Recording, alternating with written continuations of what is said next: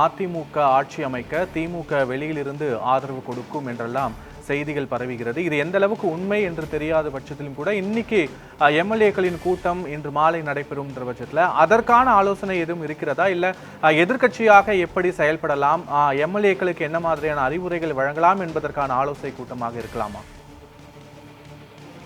நிச்சயமாக பத்மநாதன், என நேற்றைய தினம் முதலிருந்து இந்த அதிமுக தரப்பிலும் மற்றும் திமுக தரப்பிலும் கூட்டணி அமைத்து ஆட்சியை அமைக்கணும் அது போன்ற தகவல்களும் வந்த நிலையில், ஆனால் தற்பொழுது வரும் அது அதிகாரப்பூர்வமாக இரு தரப்பில் இருந்து அதிகாரப்பூர்வமாக வெளியிடலை. அதே போலதான் மற்றொரு புறம் பார்த்தாலும் தமிழக வெற்றி கழகத்தை பொறுத்த வரைக்கும் அவர்களுக்கும் தற்பொழுது 113 தொகுதிகள் வரைக்கும் அவர்கள் அந்த பெரும்பான்மையை இருக்க நிலையில் தற்போது ஒரு 1 மணி நேரத்திற்கு முன்பு ஆளுநர் அழைப்பின் பிரிந்து அவர் ஆட்சி அமைப்பதற்கும் இருக்கிறது. அதே சமயம் விடுதலை சிறுத்தைகள் கட்சியும் அவர்களுக்கு அந்த ஆறுதல் தெரிவதாக ஒரு தகவல் இருந்தது. அதே போல இன்னும் வரக்கூடிய மற்ற கட்சிகளும் வருவதாக எதிர்பார்க்கப்படுகிறது.